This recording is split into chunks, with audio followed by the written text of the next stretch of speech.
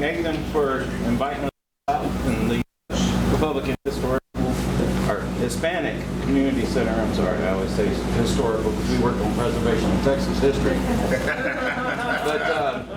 But we have a guest speaker tonight that you all would love to hear. He's running for land commissioner here in Texas. This is the grassroots candidate. Nobody else can claim that. They'll lie and say they are. This man's been in the trenches for quite some time. So y'all give a warm welcome to Dr. Tim Westley. All right, thank you. All right.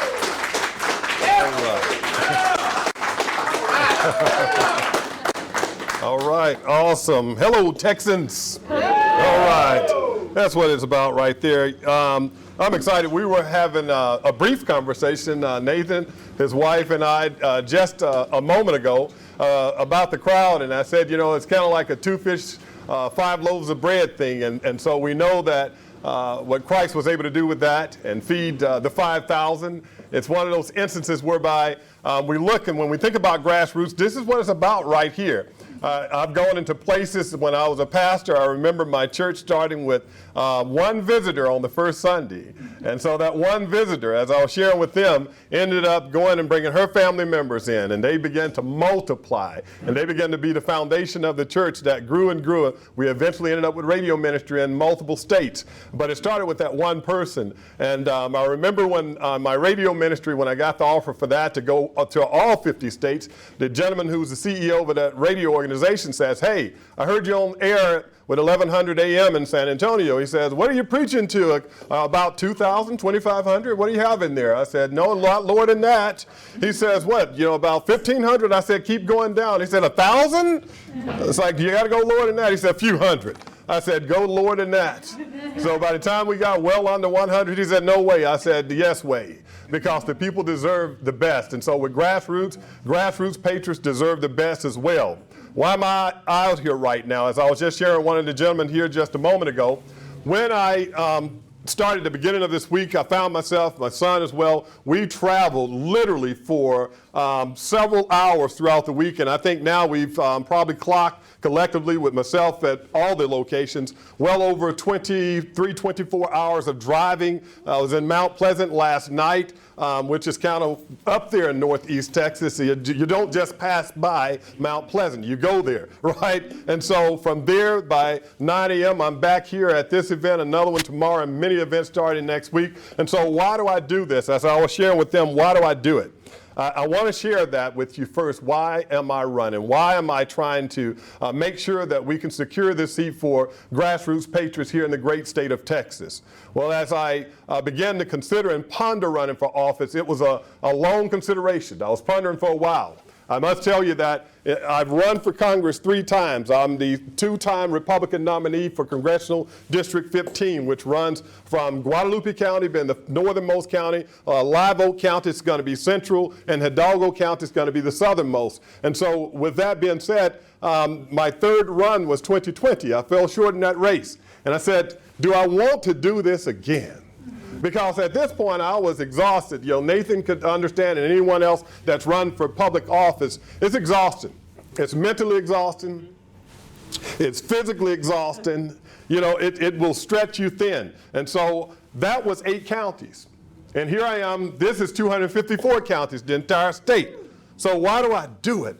At this point, I'm thinking, I saw the land commissioner's opportunity, and I thought, am I going to get out? Am I going to do this?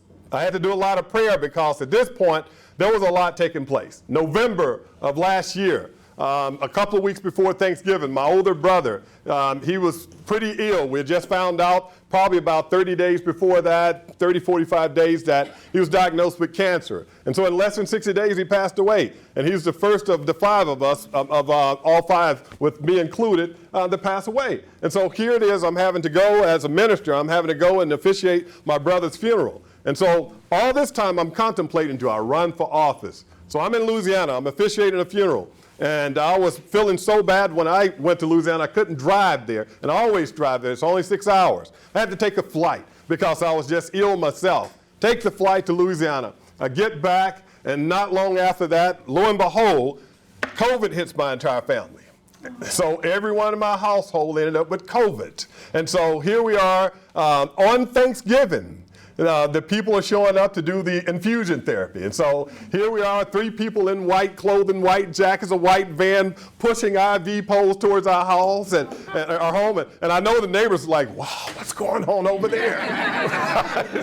What's happening, right? So I remember clearly we're there on Thanksgiving Day and all of us with the arms out running IVs. They're doing 2 at a time. They have to stay for a few hours. And so we get this infusion therapy and wife's like, well, I guess I'll put that turkey in the freezer until Christmas, right? All right, put it away. So we move forward. A couple of weeks after that, some of you may recall I wore a patch at one point when I started this race. I had an eye patch on, a black eye patch. Well, the reason I had that on a couple of weeks after the COVID, I lost sight and lost my vision in my right eye. It completely closed. I couldn't see a thing. The doctors weren't sure exactly what was going on. And so here I am. Brother has just passed away. COVID hit the family. Lost my vision. And the ballot is still open. It's, hadn't closed yet to get on the ballot. And I'm thinking, okay, Lord, are you trying to tell me something to stay away from this? I'm thinking, I don't want to ask the question, what can happen next? Because you don't want to ask that question. So all this is taking place. And so I'm at a crossroad. The crossroad was, do I run now? Do I run? With all this going on, all these challenges, do I run? The answer was ultimately yes. Of course, I'm running now, but I have to add one more thing took place. The night that my oldest brother passed away, my sister lived 5 houses down, my oldest sister. And the night he passed away, she got so ill trying to get dressed to go and check in on the family until she was basically pulled away in an ambulance. They took her away in an ambulance, and we found out that she ended up needing open heart surgery. So the day that I got on the ballot, which was the last day possible, I literally stopped in Austin, got on the ballot to run for land commissioner, went to Louisiana that particular day. Very next morning, I'm my sister's POA, preparing for her open heart surgery, praying that she would make it through and that I don't lose 2 siblings in a short period of time. So I got on the ballot. Why do this? When you know all this is going on, why do it? Right now, I have a 6-month-old granddaughter, first granddaughter. And as I look at my granddaughter and I think about the future of Texas, I think about my grandsons, I think about my children. I've enjoyed Texas. Not originally from here, but I've been here for over 26 years. And I've enjoyed Texas thoroughly. It's home. I love it. When I talk to my kids, which I have 3 adult kids, and I say, hey, you all think about going anywhere else as you go ahead and start living your lives? They said, we'll visit other states and we'll go and do that, but Texas is home. We may move somewhere within Texas, but we're going to be in Texas, right? And so it's in their blood now. And so for me, I said, okay, my kids, my adult kids, they love Texas. Why? Because Texas is indeed the state that everyone wants to be. This is the state that other states envy, they look at. And so as I think about this, I said, now my grandchildren, they're young, 10, 7, 6 months. I said, in just a short period of time, if a person like myself don't stand up and do the right thing, don't stand up and run for office, run for this office, they won't know what my children have gotten had an opportunity to know. They won't get a chance to experience the Texas I've experienced. They won't get a chance to experience and see places like the Alamo, San Jacinto, other monuments throughout the great state of Texas because there's an attempt to destroy them. They won't be able to see this history, be able to appreciate Texas. And so for me, it became a no-brainer. Of course, after prayer, as a man of faith, family praying as well, prayed on it, and I said, okay, God, if this is what it's going to be, this is what it's going to be. So I got in the race. Without a doubt, I knew it was going to be challenging. But as I was just telling Nathan, God gave me a plan as well. I said, I knew without a doubt, I'm going to be outspent. I'm going up against the establishment. They're going to outspend me.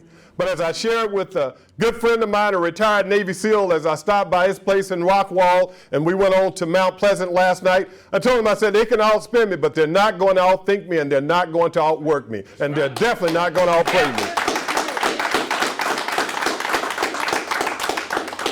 With that being said, it was time to go into battle. It was time to go ahead and get into this thing. I got to thinking about what's at stake. I recall how things wound up, I said, even with the cenotaph, how many of you are familiar with the book of Esther in the Bible, the book of Esther in the Bible? So with the book of Esther, there were certain things that would take place. It was a lot of instances whereby people from the outside would say it was just so happened, just so happened. These are what we call coincidences, right? But ultimately, as a person of faith, as a believer, as a Christian, I don't believe in coincidences. I believe that if you're following the Holy Spirit, then God is ordaining everything to happen as it's supposed to happen. And so I remember seeing a broadcast about the cenotaph and things that were going on at the cenotaph. And I was working at that time at San Antonio College. So just a bit about my background: husband of going to be 27 years next month, father of three, as mentioned, grandfather of three, educator, former 7th and 8th grade math and science teacher right here in SAISD for a brief period. I was also a professor in the college and university for over 10 years teaching critical thinking. And so why get into this thing? Why do what I'm doing right now? At San Antonio College, I see this broadcast. They're trying to tear down the cenotaph. They're trying to, basically, they say they want to move it, but you know they were going to destroy it. It was not going to be moved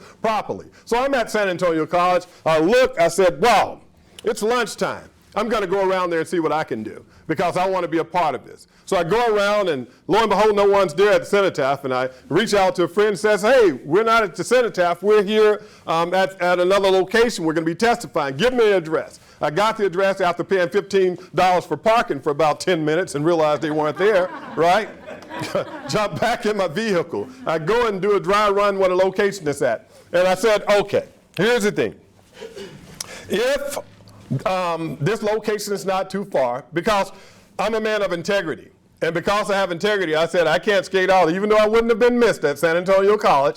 Based on the job I had, no one would have known I was gone. But I knew I was gone. And I said I need to be back on the clock right after lunch. So I said, if they're still testifying in this location when I get off work, then I'll go and I'll try to testify and I'll speak on behalf of the cenotaph. And so I went to the location, I walk in, and I was the last one they allowed to sign in, very last one. So as I sign in, just so happened I'm the last one to sign in. Just so happened as I speak, there's a group there, they're witnessing what's taking place, and at that point I'm talking about the great things that those great defenders did, about how they fought for 13 days, about how they had bodies falling around them, about how they dug their feet in the sand, how they decided they were going to fight because San Antonio was worth fighting for, how they decided that they wanted to make sure that they had their freedom from Mexico, how they decided that they wanted independence, how they decided that even though we may die, even though we may leave our wives behind, even though we may leave children behind, mothers and fathers behind, if we do not go into this battle, if we do not stand and fight, then they won't have a future. That's right. That was some of the things I spoke about that day. Little did I know there would be in that room a group called This Is Texas Freedom Force. Little did I know that group TITFF was there and would reach out. Their president, Brandon, who is here tonight, would reach out when it was time for a rally down at the cenotaph. He reached out, I came and said, yes, I'll come and speak. Spoke at that rally. At this point, we have to understand I'm now knocked out of the race that I was in. I'm out of that race. It's done. And I said, what am I going to do with my time now? My wife will tell you I'm always doing something. So at this point, I said, it's time for me to go ahead and write another book. This is going to be book number 5. And so I'm writing a book on history. The Republican Party in the journey blackwards, regaining the black vote. A history talking about how the Republican Party started in July 4th, 1867 with 150 black men and 20 Anglos in Houston, Texas. I'm writing about this history, about how the Republican Party as a whole across the U.S. started in the 1800s, 1854 in Wisconsin to stop the spread of slavery going westward. I talk about this history in this book. So I write this book of Republican history, and I'm giving points as to how we can regain this minority vote that was instrumental throughout the great state of Texas and other places. And lo and behold, Brandon says, hey, I want you to come speak. Yes, I'll come speak. I wrote a list. Just so happened I met Brandon. He invites me out. Just so happens I write this list of 7 people that I wanted to do the foreword for my book. I said, if I can get one of these 7 people, my son that's here right now with me, sitting behind you, I said, son, take a look at this list. I'm almost done with my manuscript. These are 7 people. I want one of these people to do the foreword on my book, and I'm going to get one. One of them will do the foreword. And he looks, he says, all right. He looked at my list. Just so happened, it wouldn't be but about a week later, Brandon calls me up again and said, hey, Alan West is going to be there speaking too.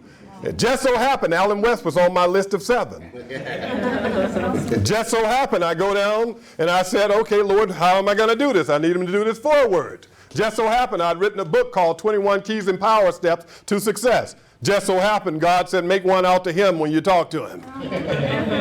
So I gave him the book and said, this is my last text. This is the manuscript for my next one. And I want to know if you would do the foreword for this book. And he says, after looking at the manuscript portions of what I was writing about, he said, yes, I'd do it. Send me a couple more chapters. We'll get it done.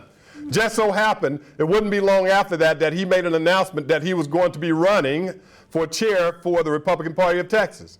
Just so happened, as he's on the road, he calls me up and said, hey, Tim, when I win, would you be my secretary? You all just got some news most people don't know. I was going to be the secretary for the Republican Party of Texas. Just so happened, that position was already dubbed, already earmarked. Just so happened, he calls me up about 3 a.m. and said, Tim, that position's gone. He says, but I have another one. Just so happened it was historian, of which they had one briefly for a few months, and during that time, person collected documents, but never really did much beyond that.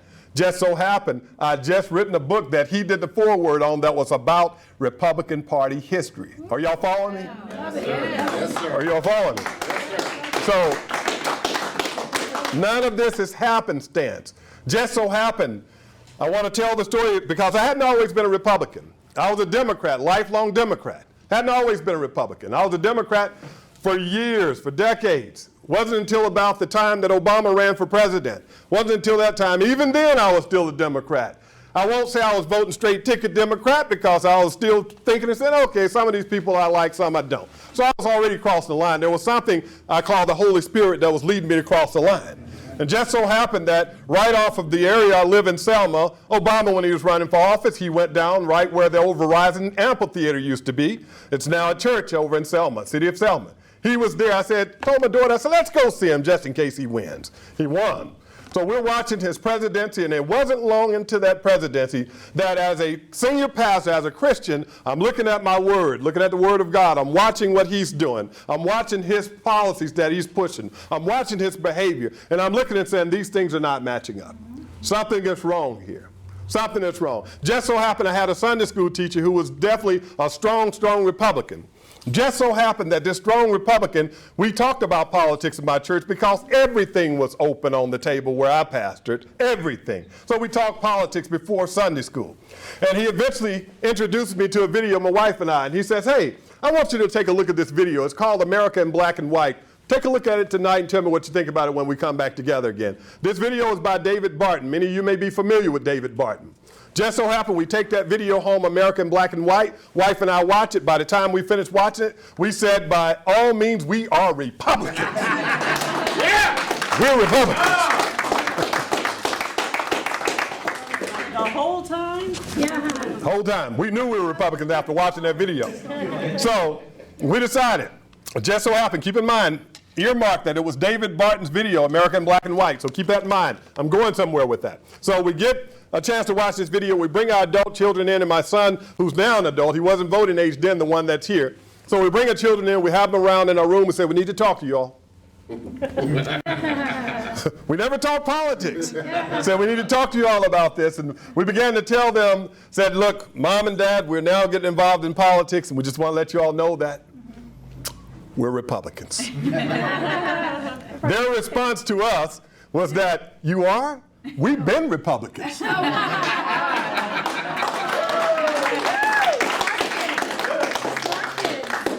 were already Republicans, not just any Republicans, they were hard Republicans. And they said, we thought you all were too.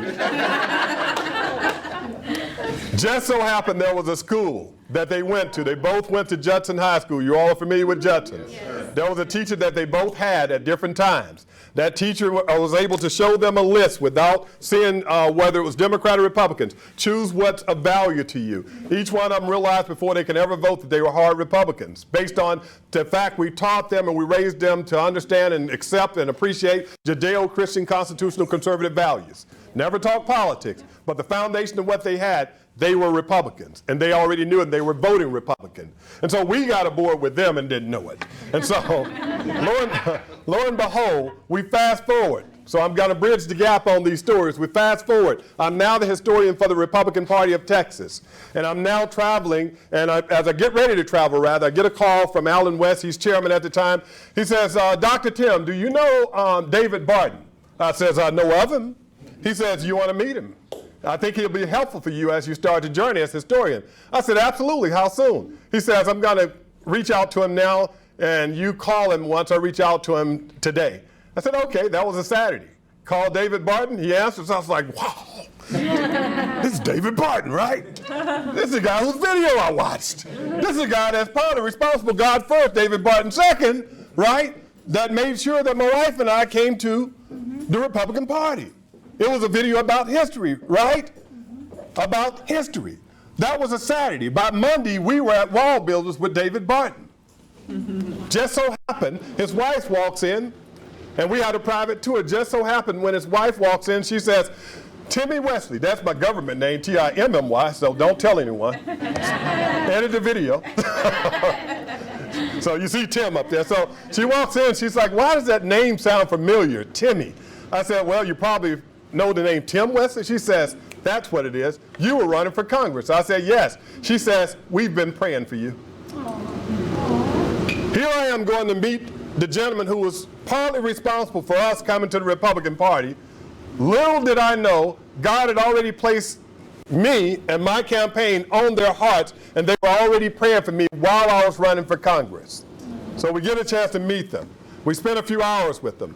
I get back out here, and I'm traveling, and I'm doing what I'm doing. And so I arrived to a point where I'm at now. I understand the value of history. I understand history changes things. It was history that brought Tracy and I to the Republican Party. It was history that encouraged us and showed us the way that we were going to take from then on. It was because of that. So when I found out what was taking place with the Alamo Cenotaph, that got me fired up. I found out, and I was learning from TITFF and Brandon and other patriots that were out there. And as I learned from them, I started looking specifically at that history, and I said, you know what? The battle is on. It's on. When I found out what the current General Land Commissioner was doing and the problems that were taking place, and the idea of reimagining the Alamo was taking place, when the moment that they said this opportunity is dear, it was already a thought.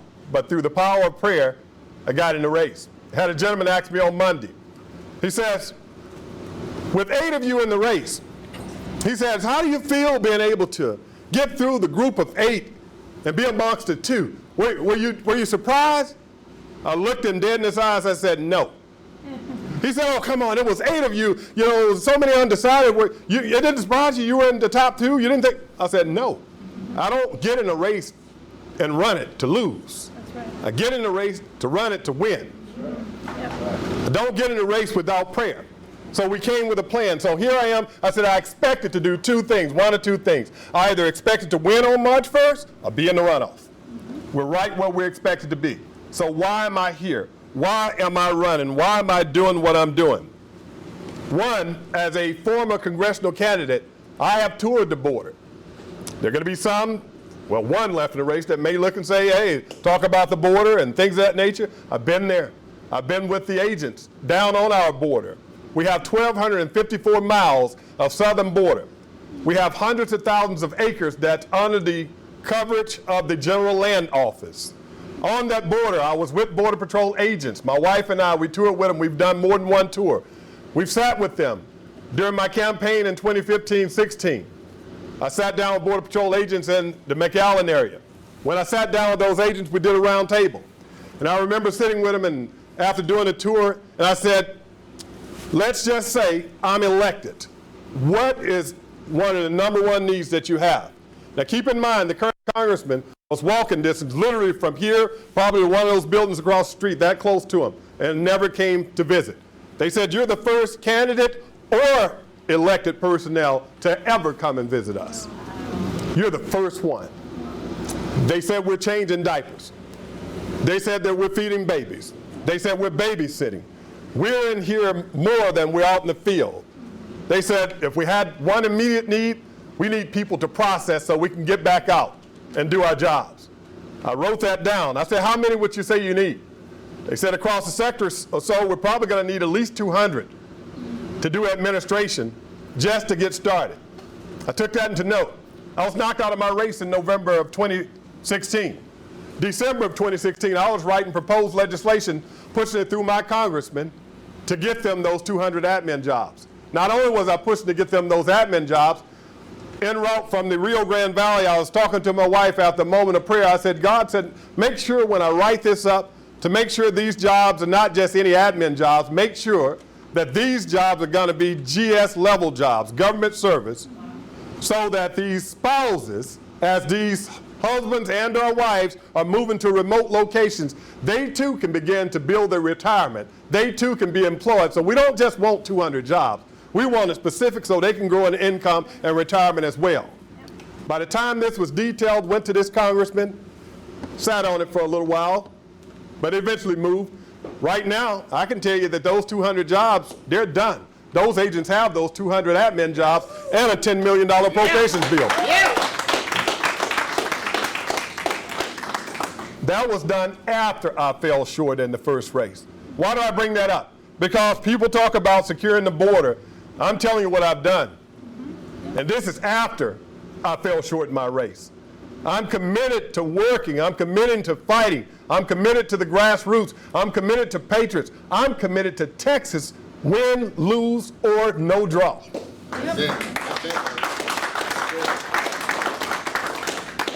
We talk about doing things to make sure we secure Texas. My niece right now, she's in Saudi Arabia. She's an Air Force pilot, a graduate of the U.S. Air Force Academy in Colorado. She trained for pilot school in Laughlin Air Force Base. She was just there a couple of years ago during her training. And she's on her way back, thank God, from Saudi Arabia real soon.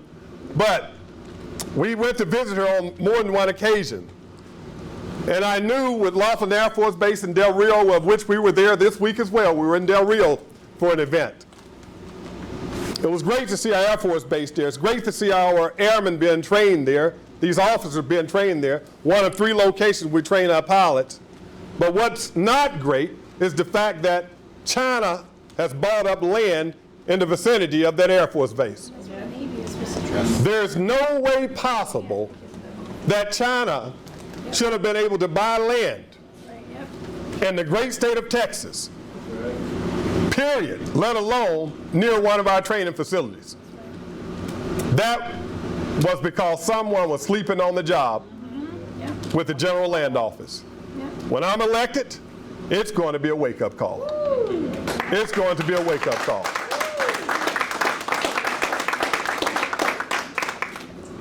Other things that I want to talk about that's of concern. The General Land Office, it's responsible and it's generating income. It's the oldest office in the state of Texas, older than the governor's office.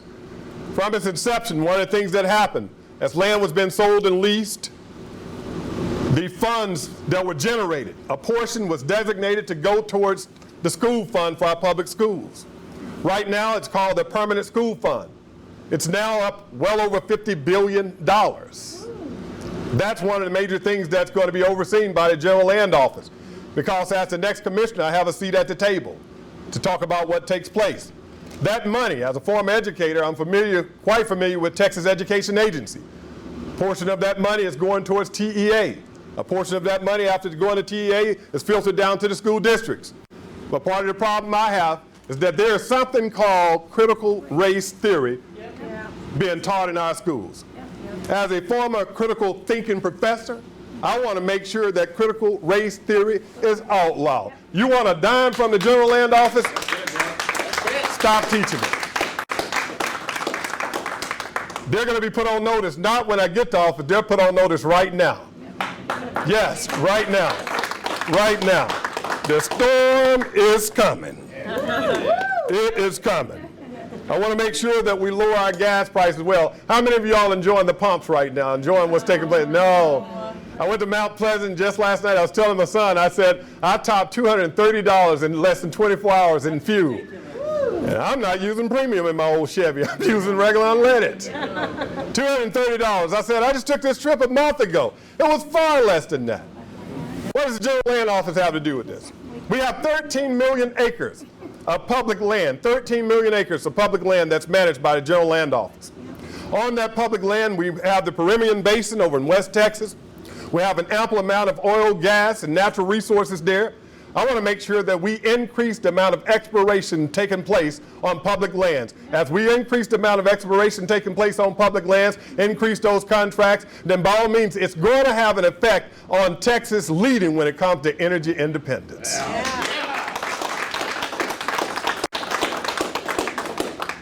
As we lead with energy independence, by all means, that's going to create jobs for Texans. I want to make sure as well, when it comes down to our veterans, that they're taken care of. I'm a veteran, 7 years active duty in the U.S. Army, 1 in the Texas National Guard. And one of the things that really just pushed me all the way off of the seat to run, I remember telling my wife, because, Nathan, I was trying not to run. I'm going to tell you that now because, you know, one thing I didn't tell you all is that shortly after I was knocked out of my last race, wasn't long after, a couple of months after that, ended up in the hospital. And I literally was on what could have been my deathbed. I was in the hospital for about a week and could have died easily. But I was able to survive, and I thought about the fact, I said, thank you, Lord. I said, thank you for me not winning, because I was a ticking time bomb getting ready to head to Washington and did not know. The health conditions that was going on, they had been long-standing, and I had no clue. Had I gone to Washington, I had gone there without being treated, and I was likely a ticking time bomb. So God spared my life. So we look at things as a loss, but God looks at it as a victory for such a time like this.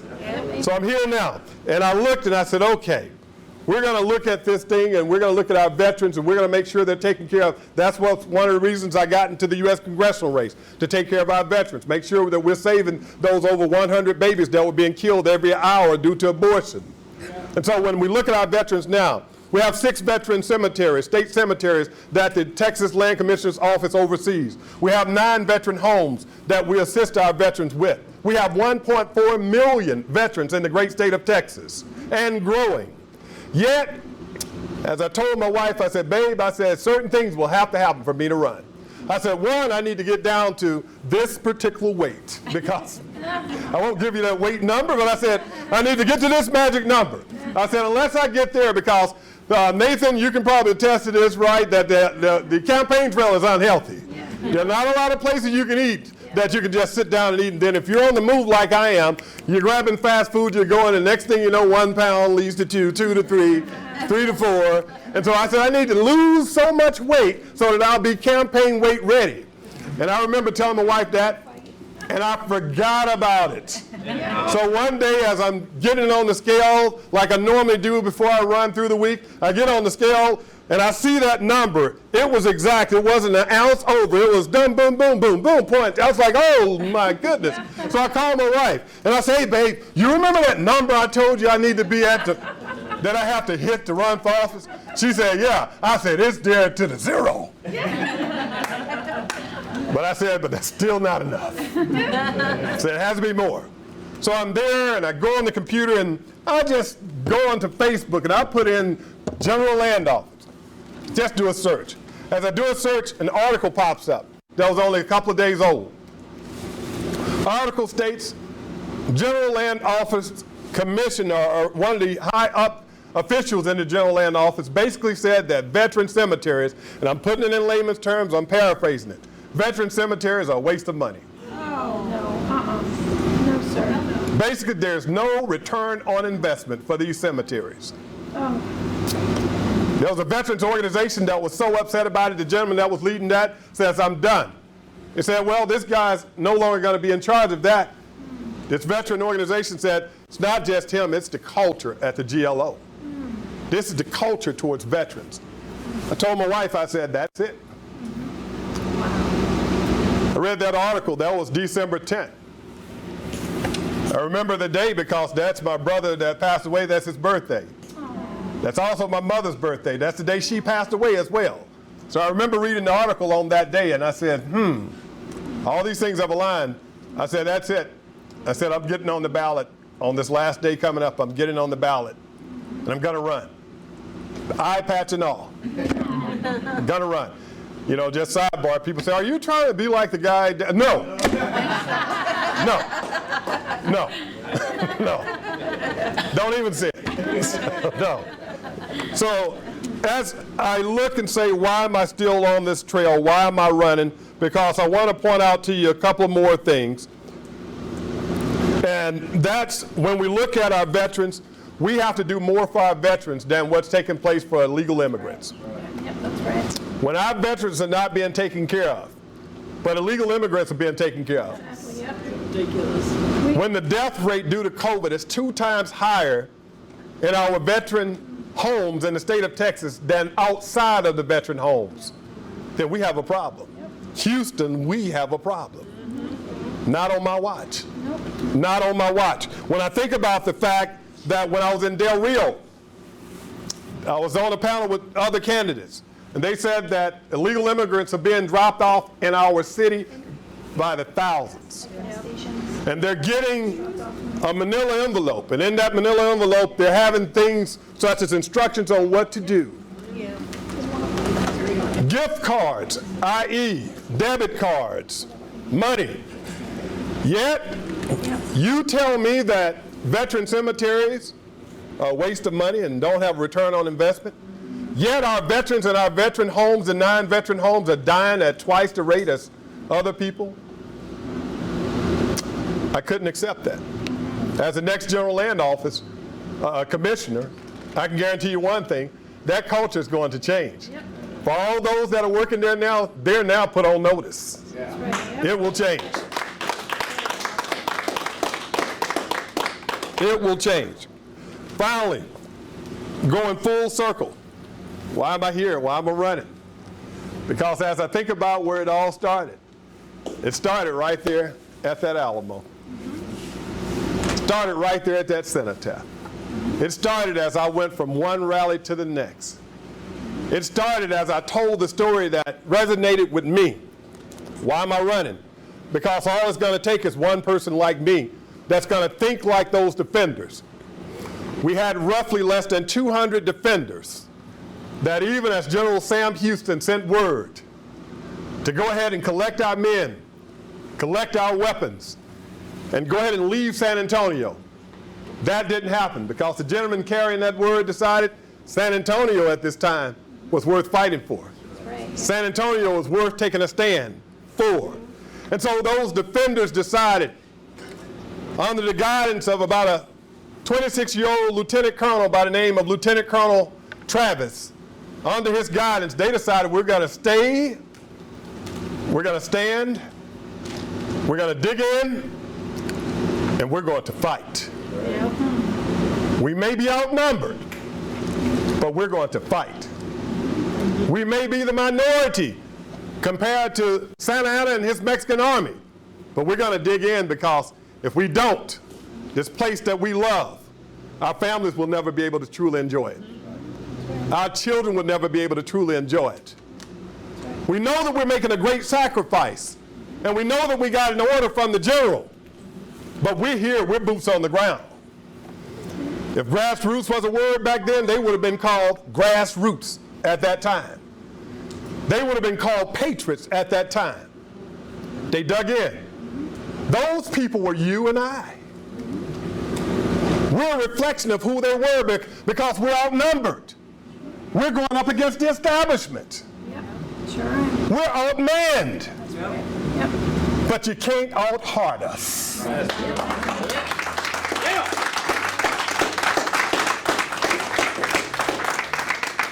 The heart that these men showed, the heart that they showed. You all are familiar that there was another battle right up the road in a place called Gonzales. As that battle took place and they were trying to get that cannon, there was a famous term on a flag that says, "Come and take it." Come and take it. That same come and take it mentality, it was at the Alamo, because history lets us know that that cannon was there as well. And those gentlemen, as they dug in and they got ready to fight, knowing that likely they're going to lose their lives. As I told the story time and time again about how those near 200 defenders were fighting with bodies dropping around them. One day after the next, after the next, after the next, but neither of them ever said, I want to wave the white flag and quit. With bodies decomposing around them and the smell of death, they kept fighting. Why? Because San Antonio and what we now know as Texas was worth fighting for. As they got closer to day 13, history tells us that Lieutenant Colonel Travis drew a line in the sand. And as he drew a line in the sand, he basically told them, all of those who's willing to fight for freedom's cause, come across this line. History and legend tells us that all of those defenders came across that line. There was one, Bowie, who could not walk. He was crippled at the time, incapacitated. And legend says that he says, carry me over that line. And they carried him over that line. As they came over that line, we know that history tells us one escaped through the night, but the rest were there, including 30 plus that came from Gonzales.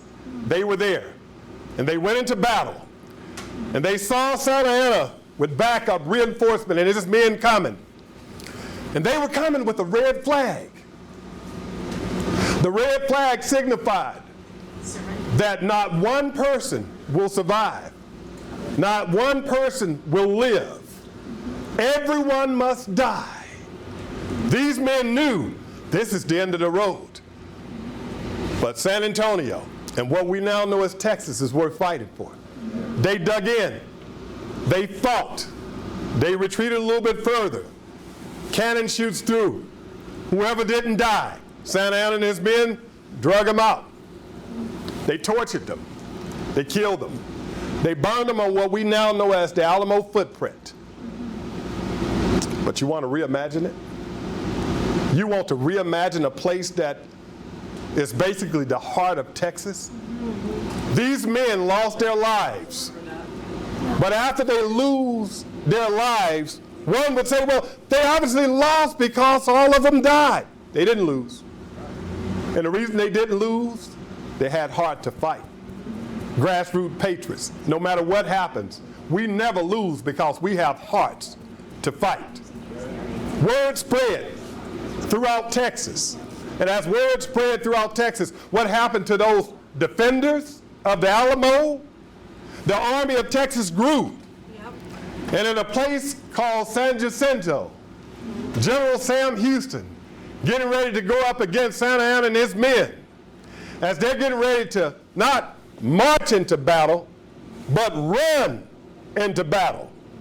They yelled those famous words, remember the Alamo. Remember the Alamo. Remember the Alamo. I think about those words right now. As I run for land commissioner, we're outnumbered by the establishment. We're outspent 500 to 1 easily. But as I mentioned, we're not out-hearted. And you're not going to outthink us. Yes. Yes. And one more thing you're not going to do. You're not going to outfight us. We're going to fight. We're going to fight. Amen. We are going to fight. I can't do this alone. Patriots that's watching, that will be watching this video and that one, patriots, I need you. I need you. Just like those 30 plus men came from Gonzales knowing we're not going to make the world of difference, but we're going to make a big difference. Yes. I need you. Patriots throughout Texas. If we begin standing up, if grassroots patriots begin standing up, because you all do know I'm one of the last ones standing. We lost people at the governor's level, at the lieutenant governor's level. All the way down, we were losing grassroots patriots. I'm one of the last ones standing. I need grassroots patriots to rally behind me because when I get to Austin, I'm putting everybody on notice. Everyone. I close with this. Someone asked me, they said, well, I was getting vetted and I was asked something here just a couple of days ago. They said, hey, will you speak on something that has nothing to do with the land commissioner's office? I said, I'm a servant of the people. Everything has to do with the land commissioner's office. It may not be under the purview of those 5 major things that I do, but if it affects we the people, if it affects the average Texan, the everyday citizen, then it has everything to do with me. I explained to you like this. There's no way I'll walk by your home and it's catching a fire, and I say it's not mine, and just watch it burn down. I'm going to stop, do all I can to put that fire out, and make sure that you're safe. I'm going to do the same thing when I get to Austin. They're now put on notice. They're now put on notice. So I want to close with this. No matter what's going on, we have early voting taking place from May 16th to May 20th.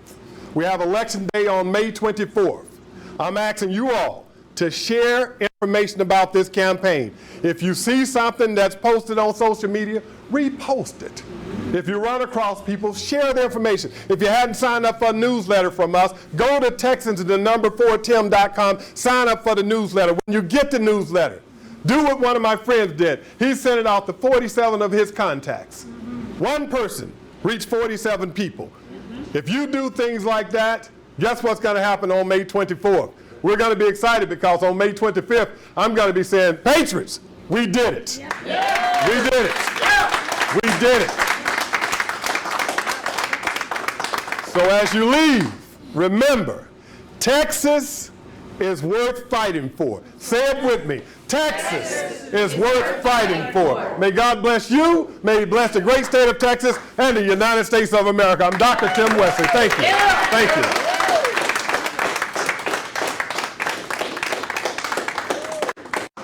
At this point, I'll field questions because I love questions. If you have them, feel free to ask them. We're already sold. All right. Thank you. Then we're good. We're good. Thank you. As a teacher and a professor, I would often say if my students don't have questions, then I did a pretty good job of putting the information out. All right. Awesome. So thank you all again for showing up. I thank my wife. Thank you all. Thank you for the invite.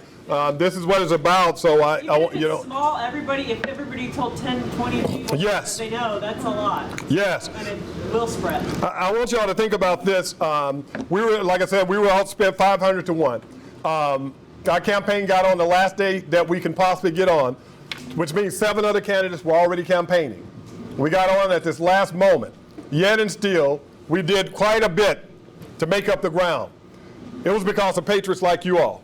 It was because of patriots just like you that were spreading the word. So when we saw those numbers coming in on March 1st, we saw what we were expecting to see. We were leading, well, we were second in early voting. But did the media talk about us being second in early voting? No. Did the media talk about Dr. Westley is likely to be in a runoff? No. They talked about 2 other candidates likely going into the runoff, but I was the candidate with the second most early votes. But no mention. Why? Because I'm grassroots. I'm a patriot, and they don't want me in this race. But you all have me, and they're going to have me too.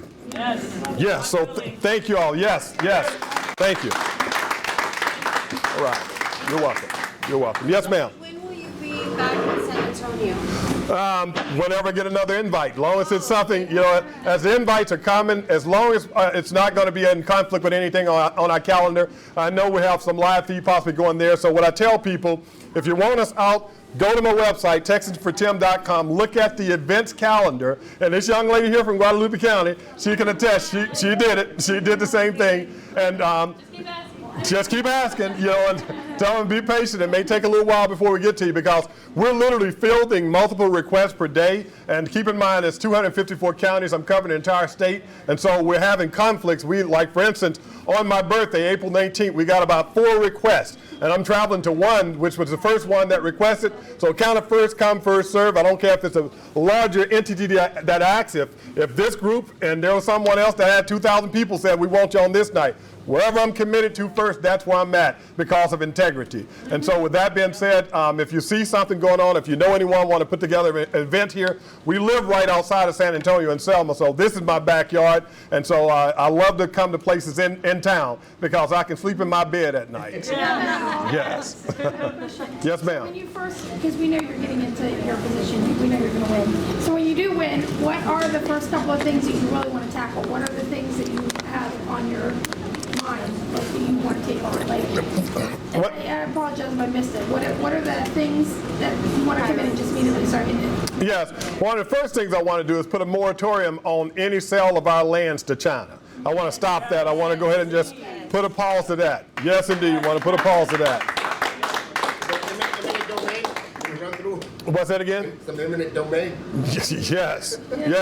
So we definitely want to put a stop to that. Also, I want to make sure that I begin working with our legislators. And the reason I want to work with legislators in Austin is because when we look at our border, as I mentioned, we have 1,254 miles of southern border, but people may not know how much it costs with illegal immigration. It costs $365 million per day for us to take care of people that are here illegally and growing. That's a lot of money. So that's costing every single one of us. It costs every taxpayer, whether you're Republican, Democrat, Independent, Libertarian, etc. So people say, well, you only have a few 100,000 acres of that 1,254 miles. How are you going to fix that? Well, as I spoke to one Border Patrol agent, he said, we can put up a wall. Sure, we can do that. We know that in the El Paso sector, it made a difference in slowing down illegal immigration. We know that the current General Land Office Commissioner is helping to erect a wall on public lands. The problem we have public lands that's going to be brushed up against private lands as well. So we're going to have gaps there unless we can negotiate with those private landowners, because I do protect private landowners and I want their rights protected. So what do? How do we do this? I want to make sure from a legislative perspective that we pass some type of legislation that if you're found here illegally and you're found on public land, it becomes a felony. And once it's a felony, your chances of becoming a legal citizen here is pretty much gone. It's done. So thank you. So that's going to be a priority. I want every illegal immigrant wondering, am I on public land or private? I want you so confused that you'll get your foot. I want you. And is it possible to get security there? Like, how does that work? What's that, security? Agents, or like, how does that work with getting? You know, keep in mind, again, we have 1,254 miles of southern border. So even right now, we struggle to make sure that entire border is secured. So what we're going to have to look at, of course, I'd be interested in and definitely supporting using technology to make sure that we have ways to be able to see where people are at, what's taking place, and things of that nature. So we're going to have to use that. And I mentioned our veterans as well. I want to make sure that we take care of our veterans. I want to see another veteran cemetery added because, again, 1.4 million veterans in the state of Texas, 9 veteran homes is simply not sufficient. And so we want to add that. So those are going to be some priorities. And of course, one of my other major priorities is to make sure that we cut off any opportunity for funding where we can. Keep in mind the funding taking place and that's going to the TEA. This is going to be something that has a legislative foundation as well. So I'll use my power of influence to make sure we curtail as much as we can so that I can send a message. If critical race theory is being taught, then the funding is going to be cut off if I have anything to do with it. So those are some of the things I want to prioritize when I get there. Yep. Yes, ma'am. What about schools who are teaching gender ideology? I'm sorry? What about schools that are teaching gender ideology? Getting the unions at the schools. That too, you know, because at the end of the day, it's simple. We shouldn't be teaching our babies in elementary school, middle school. We shouldn't be teaching them that genders don't matter. That there's multiple genders, and we shouldn't be teaching that. We shouldn't be talking to them about sexual things that adults shy away from. We shouldn't be confusing them, and lo and behold, we shouldn't be teaching them to hate one another because that's what's taking place. So all of that will be addressed, and so I want to make sure again that people are going to be able to say we're going to have to pause with this guy in office when it comes down to teaching these things if we want to continue to have access to those billions of dollars that's being generated through the General Land Office. And again, even with something like that, if I can't have an immediate direct impact on it, I can have an indirect impact on it because the General Land Office is a platform as well. I will use this platform to put enough pressure and make sure I use my influence as well towards those that can make those decisions. Right. Because we know that also with the unions. The unions Yes. are owned by the CDC, which we just found out. I don't know how many people don't know that. And hence, which is why the masks are getting pushed, the backs, all this money, you know.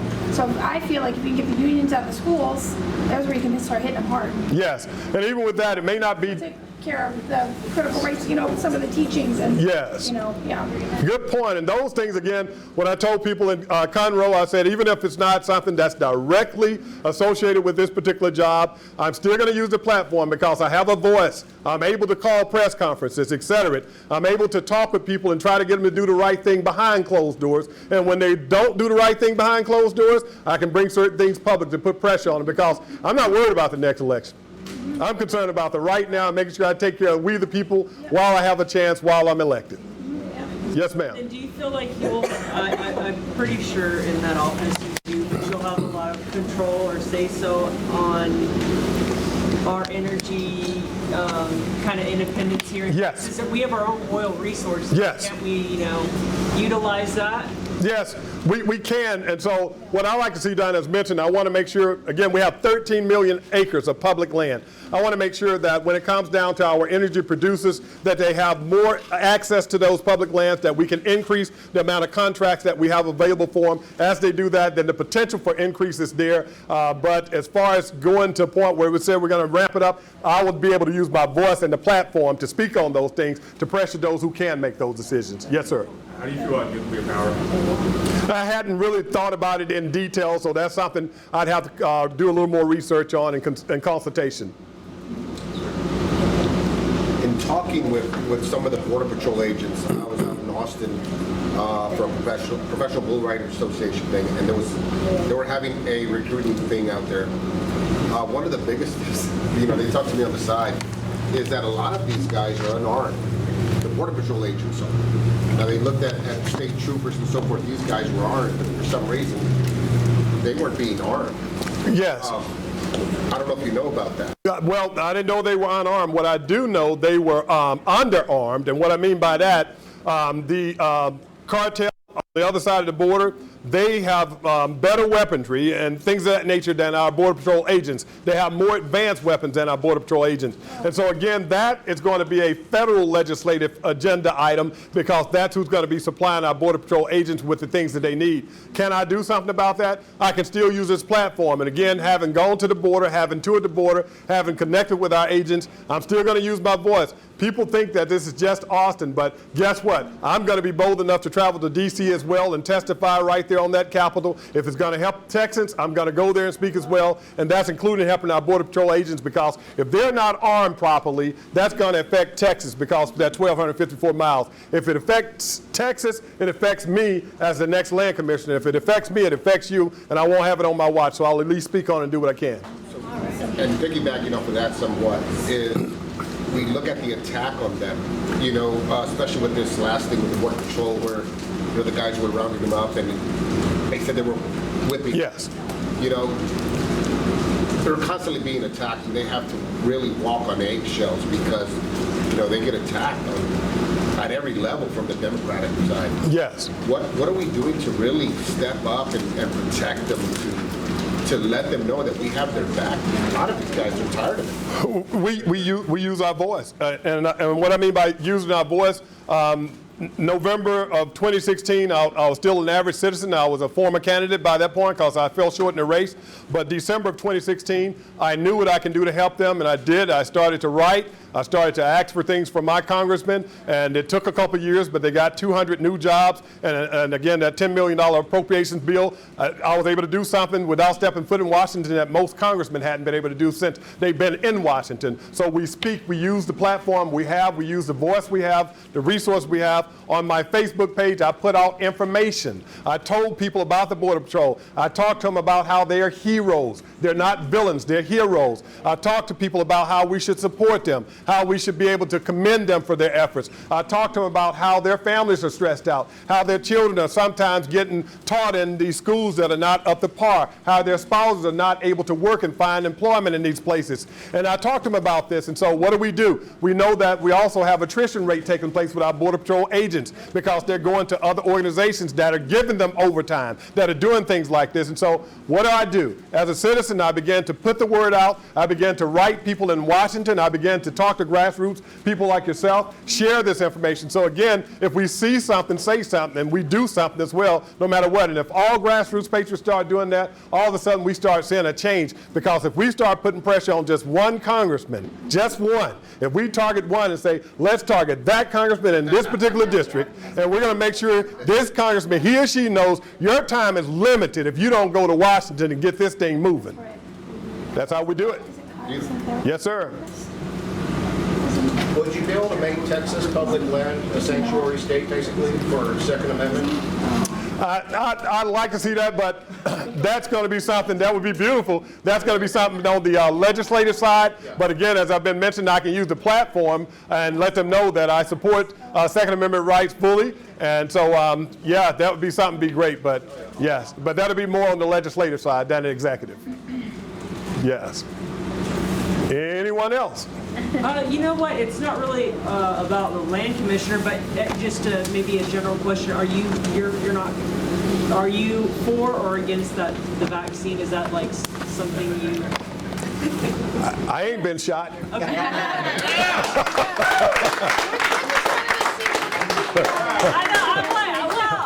That's a great question. I hadn't been jabbed and not getting jabbed. Okay, cool. I worked for an employee that everyone was getting jabbed. I said, you ain't jabbing me. Yeah, exactly. So, Well, it's an experimental drug matter. no. So people have an opportunity. They have a choice. They get jabbed. Yeah, as I mentioned, I went through COVID, and so I did infusion therapy, and I said, okay, hey, that's what it is. But absolutely. But as far as taking a jab, no, I faced it and faced it down. Yes. Because you know that some people in the establishment are for it. Yeah, Yes. mask mandates and all that crap. Yeah. So, Yeah, I was a guy that wanted my nose out of the mask even on the job. It's like, I hate this mask, so, but it is what it is, so, We learned our whole lives that if you don't Yes. if you have too much carbon dioxide and not enough oxygen, that's dangerous, and now they're like promoting that. So. yeah, even the CDC said the masks don't work when people still wear them. Yes. So, yeah, so hopefully that answers your question. Yeah, So, just wondering. Yep, absolutely. perfect. Anyone else? Yes, Brandon. How much influence would you have over trying to end property taxes? What's that again? Yeah. How much influence would you have trying to end property taxes? Trying to end property taxes? Quite a bit. I have quite a bit, because at the end of the day, we know that's going to be legislative, right? And so as a land commissioner, it's one of the top jobs in Texas, so I'm going to have that platform. I'm going to use it. We know that when it comes down to our parents and our grandparents, who wants to pay for a home, get a deed, and never own that home? Never. Never own Rent it. it forever. You rented it forever. And so you paid taxes on the home all the time that you were buying the home. You get the deed and you never own the home. And so it just needs to be done. I was asked this question here recently, and I want to see us move towards something of a consumption tax as well, because we do. Every individual that spends, as you're spending and you're consuming, you're going to be paying taxes, and it's going to be something that's equal. We have people now that don't pay property taxes because they don't own properties, yet they're being able to benefit from the schools that these children are going into that the taxpayers are paying. That's not fair, and so I want to make sure we do the right thing, and so I'll be an advocate to make sure that we get rid of those property And it taxes. can definitely be done. It can be done. It can be done. Yes, indeed. So. Yes, ma'am. Hopefully, did that answer your question, Brandon? Yeah. All right. Yes, ma'am. What kind of, because we're not going to be paying property taxes because he's a disabled veteran. Okay. What kind of incentives would we have for veterans if we did eliminate property tax? Like what could we do for them specifically? Well, I'm a disabled vet as well, so I'm in the same category already, and so we already have a benefit. We don't have to worry about it, right? So, disabled vets depends on what disability level you're at. Disabled vets are one of the few people in the state of Texas that can truly own their properties where they do not have to pay property tax if they're at 100% disabled. And so for our veterans, what I like to see done, and I will mention this, and I'll push for this, most people don't know, you're the spouse of a veteran, right? Which one of you were served? Okay, so you're the spouse of a veteran in the state of Texas. If he were to pass away, then the exemptions that you have on that home, as long as you remain in that home, you have those exemptions. But the moment you move to a new home, you don't carry those same exemptions with you. That's one of the things that I started to fight years ago at the state legislative level. I started fighting to make sure, because a friend of mine is a widower. And because of that, she ran into the problem. Her husband was a 100% disabled vet. She had an exemption on the taxes for the home while she remained in it. But memories were tied to that home. So she wanted to move into a new home. When she moved into the new home, those benefits did not carry over. I want to fight, and I will definitely fight, because I've talked to her about it, to push to make sure that those spouses, be it the husband or the wife that's alive, will follow. So that's one of the things we can do for our veterans, and I'll fight to do. Yeah, very good. Right. Any other questions? All right, so thank you. Thank We appreciate you being here. you. Oh, you're more than welcome. We do. More than welcome. My pleasure.